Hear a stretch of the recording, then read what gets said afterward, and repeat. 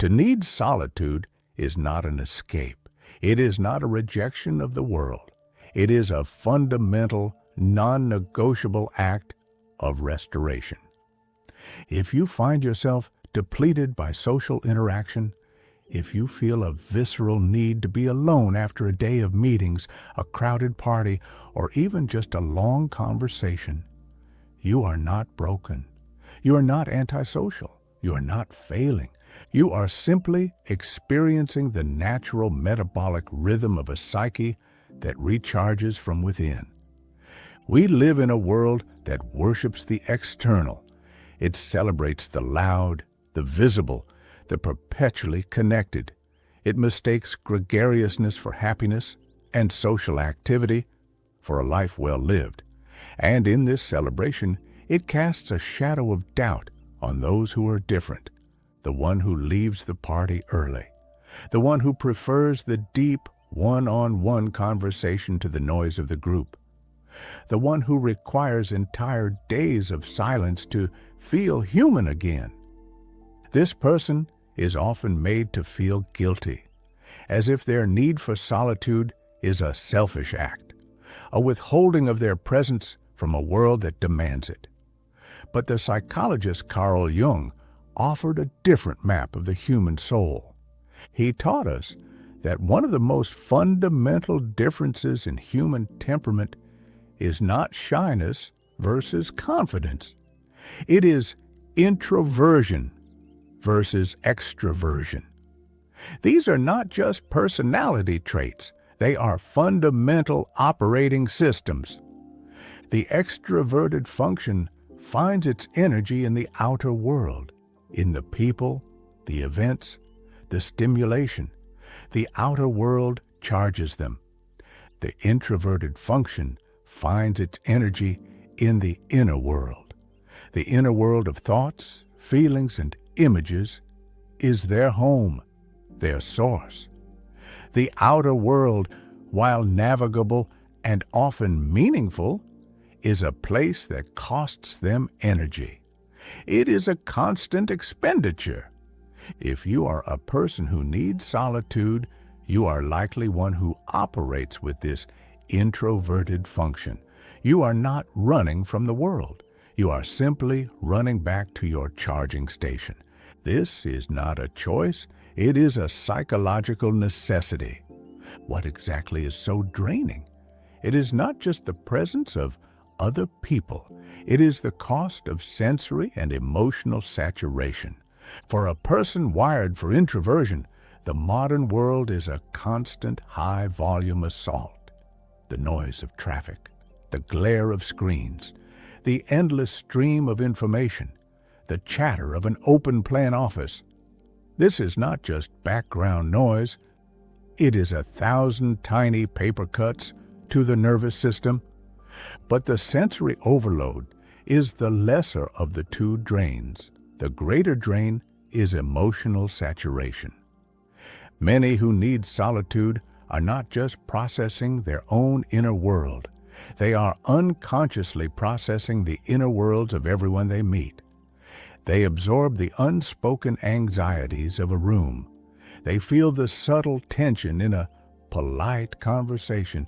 They are psychic sponges, and they leave most interactions carrying the emotional weight of others, often without even realizing it. The persona, the mask we wear to be functional and agreeable, is also heavier for them. It takes a monumental effort to smile, to make small talk, to perform the role of engaged employee or happy partygoer when your internal battery is flashing red. This is why you feel it so acutely. This is the social hangover. It is the feeling after a gathering, even a good one with people you love, that you have been hollowed out. You arrive home, and the first thing you need is not company. It is silence. A profound, deep, unbroken silence. You may seek a dark room. You may put on headphones with no music. You are not sad. You are not angry. You are empty. You are a vessel that has been poured out, and you must now wait to be refilled. This is the scenario of your life, the constant rhythm of engagement and withdrawal, the deep dive into the world, followed by the urgent, necessary retreat. You might find yourself in the bathroom at your own party just to have 3 minutes of silence. You might find yourself taking the long way home from work just to add 15 more minutes of quiet to your day.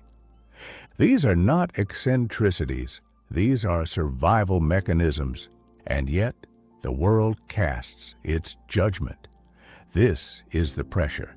This is where the guilt begins. A friend, an extrovert, says, "You never want to hang out anymore."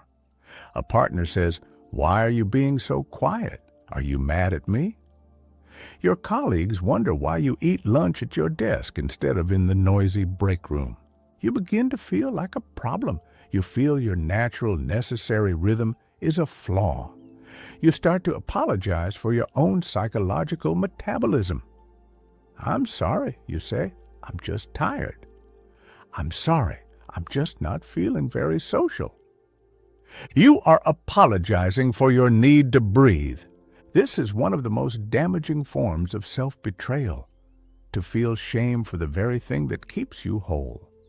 You start to fight your own nature. You force yourself to go to the party you know will drain you. You deny yourself the hour of quiet you desperately need. You push yourself deeper into an energy deficit, all in an attempt to perform the role of a normal, socially adjusted person. The result is not connection. The result is burnout.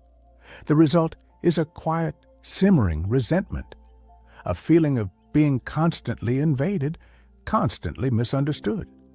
The result is that you're not only drained by the world, you're now at war with yourself. The great shift occurs when you stop apologizing and start accepting. It is the moment you reframe your need for solitude, not as a weakness, but as a non-negotiable form of psychological hygiene. It is not an escape. It is not a luxury. It is not selfish. It is the equivalent of washing your hands. It is the equivalent of sleep. It is the necessary act of processing and integration.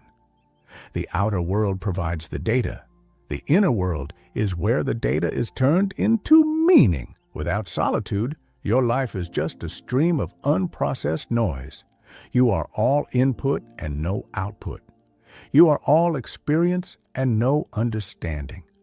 Solitude is the sacred space where you finally digest your life.